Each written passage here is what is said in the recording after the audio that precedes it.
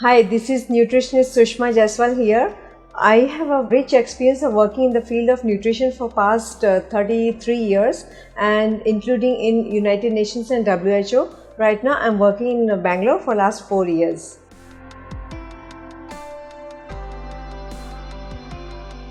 In India, about 65% milk is adulterated, and sometimes such substances like urea or water or formalin or some other chemicals, synthetic milk, so it becomes very difficult to check for a common man.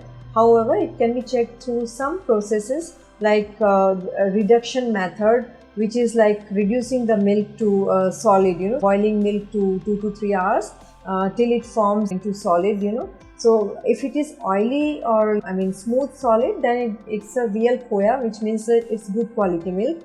Otherwise it becomes a rock solid, and it's like powdery, then it's adulterated milk. So water in the milk, it can be tested like with the consistency of the milk, and also by doing a simple test of putting 2-3 drops on a slanting surface. If the milk leaves a trail, then it means it's adulterated milk. Otherwise it does not leave a trail, it means it's a good quality milk. Third is starch in the milk. It can be tested by adding like in little quantity, like a spoonful of milk.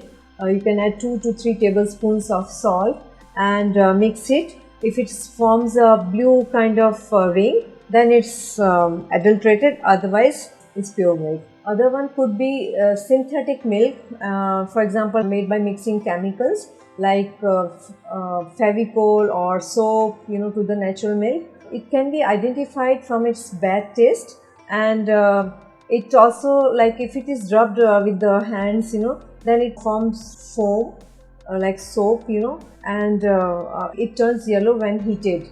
So these two methods could identify the synthetic milk. Milk adulterated by say vegetable fats and oils like vanaspati or dalda oil, ghee, could be identified by adding some sugar and hydrochloric acid in the milk, and if it forms a red ring, then it's adulterated. Other adulteration could be urea in the milk. Now urea is very difficult to detect, and it's generally used for preserving the milk for a longer time, and also it does not alter the taste of the milk, but it could have very harmful effect on the body. So to test it, you can do at home. Take the milk and mix some arhar or tur powder or soybean powder into it and shake well, and then take a litmus paper, dip into it.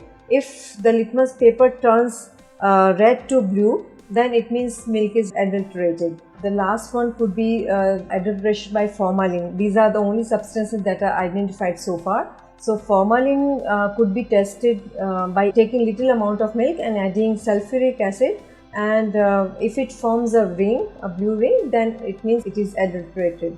So all these methods are you can apply at home and see what kind of milk you are getting. I would suggest that you take milk from a renowned source so that you don't end up getting adulterated milk. So stay healthy.